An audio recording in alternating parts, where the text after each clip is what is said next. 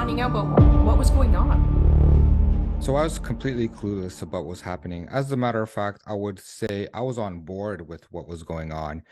However, back in 2022, January, there was a teacher named Carolyn Berjowski.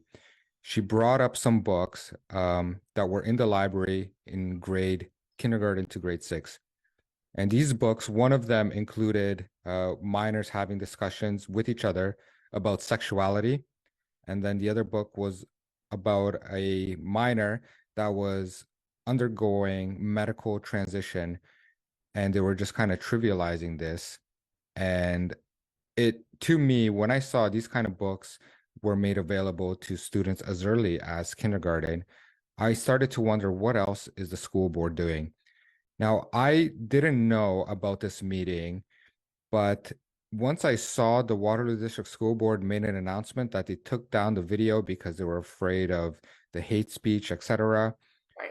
At this point, I wasn't even involved with the school board. I don't even know how I saw this post. It was super random. But I ended up seeing the video, a leaked version. And then from there, I just started looking into this myself. And here I am. I am absolutely disgusted with the kind of materials that are made available to the kids. And I don't want to speak for everybody, but I do want to present my thoughts. And I think your audience is mature enough to make up their own decision based on what I've seen firsthand experiences.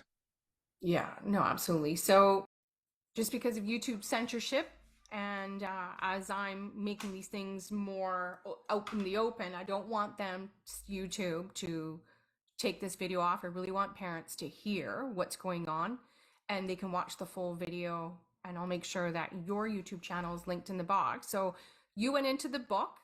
The book was actually quite shocking. The scenes that were in the book about how the child's laid down, the father, so disgusting, penetrates her, all of these horrific things that are read to young children. Now, as you were reading it out, did they stop you? Did they allow you to continue reading? What happened? Yeah, so they stopped me through the reading, saying that I am basically breaking the human rights code and harming the listeners with essentially their own approved content. And then I was able to continue reading, but my microphone was also shut off as well. Now, the Waterloo District School Board has a reputation for these kind of shenanigans, so I actually recorded the audio from this on my phone as I was speaking. Good enough. Good thing I did that because, sure enough, you know, Yeah. what what I thought they were going to do is exactly what happened. There was uncomfort in the room with everything that I was reading. And yeah, I mean, what I was reading is totally disgusting. I can't even listen back. I'm glad that you stopped the video. Uh, I am, I do want to encourage, this is very important. I want the viewers and the listeners, all the parents, to go and view the delegation. You Hmm. need to share this delegation. I am being censored like crazy because of the words that I am saying, and these are words that the school deems appropriate.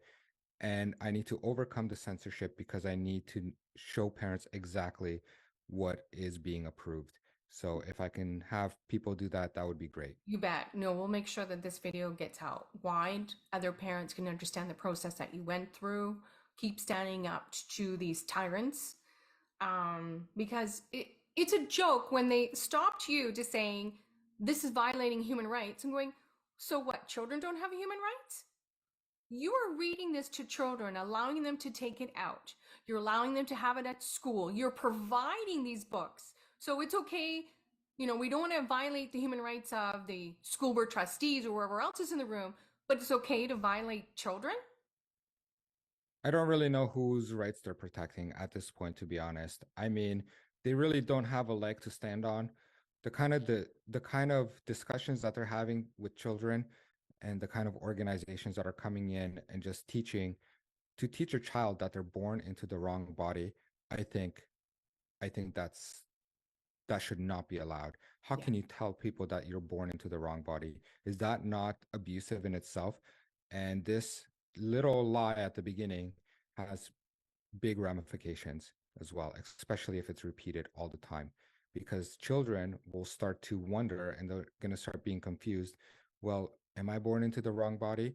And they're really pushing this idea that you can't really accept yourself for who you are. You're not born into the right body. That's not the default, right?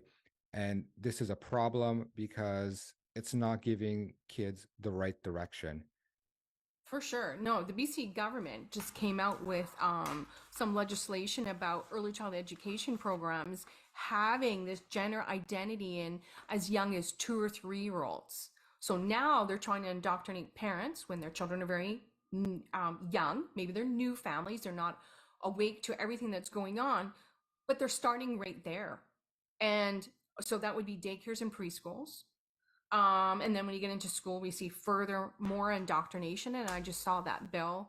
The WHO just passed one as well for sexual education and making it acceptable. I can't remember where that document is, but I'll put it in the description box for people to see how the WHO is also in hand with the school boards in bringing in this sexual education that is not sexual health. It's downright exploiting children, grooming children, making them vulnerable to these, I'm going to call them, because of YouTube, pedos. We all know what FPHILLES, right? We all know that that's the game. And it's up to us as a parent, like you, standing very strong to say, no, this stops right here. So with it stop being right there, you mentioned many questions to them, such as, why are these books in the schools? Did you give you an answer to that?